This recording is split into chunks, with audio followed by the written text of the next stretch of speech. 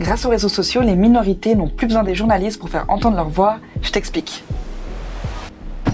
Pour mon mémoire de master en journalisme, j'ai décidé de m'intéresser au rôle des médias dans la construction de la mémoire collective à l'ère des réseaux sociaux. Cette idée, elle m'est venue initialement de mon projet pratique qui était une vidéo qui portait sur l'implication de la Confédération dans le colonialisme. C'est une histoire qui est très peu connue et aussi il n'y a aucune recherche qui est uniquement sur ce sujet. La mémoire collective, elle table surtout sur le fait que comme la Suisse n'a pas d'accès à la mer et que la Confédération s'est formée tard en 1848, elle n'a pas pris part au colonialisme. Mais malgré ces particularités, on va le voir ensemble, ça n'a pas empêché l'État de faire partie intégrante de ce système d'exploitation humain. Alors c'est clair que ça montre un aspect plus sombre de l'histoire de la Suisse. C'est un sujet assez sensible parce qu'il va à l'encontre de la neutralité et aussi de la tradition humanitaire suisse. Et en 2020, avec l'avènement du mouvement Black Lives Matter, ce passé de la Suisse, il a été mis sur la table. Les militants, ils ont décidé de faire entendre leur voix dans les manifestations publiques, mais aussi sur les réseaux sociaux.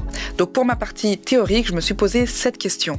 De quelle manière l'avènement des réseaux sociaux a amené le journalisme à des changements dans la construction des récits historiques des groupes marginalisés ?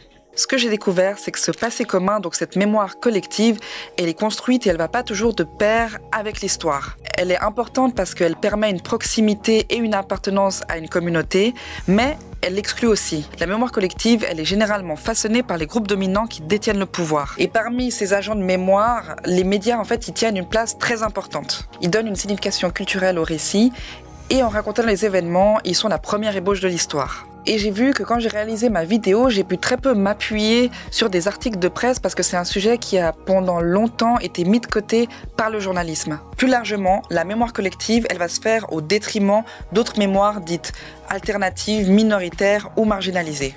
C'est des récits de communautés qui ne correspondent pas aux narratifs nationaux. Et leurs histoires, elles vont souvent être minimisées, voire totalement réduites au silence. Et pour ces groupes marginalisés, ça va être très important d'intégrer la mémoire collective pour déjà révéler son existence et aussi se faire entendre. Et avec l'arrivée des réseaux sociaux dans les années 2000, il y a eu tout un chamboulement, puisque maintenant, il y a une diversité de voix qui peut venir contester et redéfinir cette mémoire. Les groupes marginalisés, ils ont trouvé un espace alternatif pour donner de la voix et aussi toucher un public large. On voit actuellement une accélération de la prise de conscience de l'importance de ces questions du passé, notamment avec l'avènement en 2020 en Suisse du mouvement Black Lives Matter à la suite de l'assassinat par des policiers blancs de l'Afro-Américain George Floyd. Avec l'arrivée des réseaux sociaux, le rôle de médias, il s'est transformé.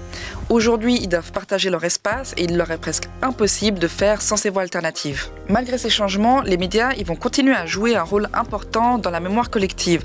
Parce que face à une montagne de contenu qu'on peut trouver sur les réseaux sociaux, ils vont avoir un rôle de filtre où justement ils vont interpréter, trier et hiérarchiser les récits. Et d'ailleurs, les groupes marginalisés, ils vont continuer à vouloir être représentés dans les médias pour gagner en légitimité, mais aussi pour pouvoir toucher un public plus large en dehors de sa propre bulle. Il y a aussi des solutions qui sont apportées pour mieux intégrer justement ces groupes marginalisés.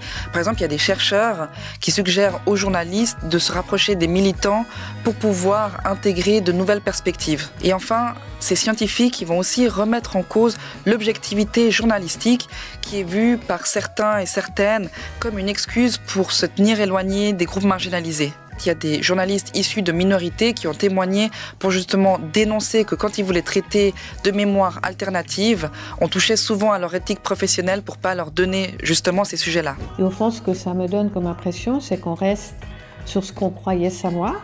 Moi, y compris, pendant des années, je fais partie des gens qui l'ignoraient, mais qu'on ne peut pas rester ignorant à partir du moment où la science commence à publier un certain nombre de choses et qu'on a le devoir de s'y intéresser. Alors je vais pas mentir, la réalisation de ce travail de master, elle n'a pas été simple. Que ce soit sur le plan théorique, où il y avait très peu de littérature sur la mémoire collective, le journalisme et les réseaux sociaux, ou que ce soit sur la partie pratique, avec justement l'héritage colonial de la Suisse, où il y avait pas non plus grand-chose parce que la recherche elle est très lacunaire. Donc j'ai passé beaucoup de temps à lire des articles pour finalement récupérer des fois que quelques petites parties que je pouvais insérer justement dans mes travaux. Mais en même temps, c'est mes choix, donc je peux pas me plaindre. C'est ce qui m'a motivée dans mon travail et malgré ces difficultés, j'ai eu énormément de plaisir à réaliser ces travaux. Même si ça n'a pas été facile, j'ai trouvé du sens dans ce que je faisais et ça m'a passionnée parce que ça m'a aussi permis dans ma partie pratique de visibiliser une histoire qui est encore presque totalement méconnue par les Suisses. Je pense que l'enseignement principal que je retiens, c'est le fait d'être à l'écoute pour justement pouvoir proposer des cadrages originaux et aussi pertinents aux lecteurs, aux lectrices. Et justement, c'est pour moi nécessaire aux journalistes d'être attentifs à ce qui se passe en dehors des rédactions. Ça m'a aussi permis d'avoir une réflexion sur le rôle des journalistes et leur impact. Ce qu'on raconte peut avoir un effet sur la société et peut renforcer certaines croyances. Et je pense qu'il faut aussi questionner certains principes qui peuvent évoluer, comme le métier de journaliste évolue toujours.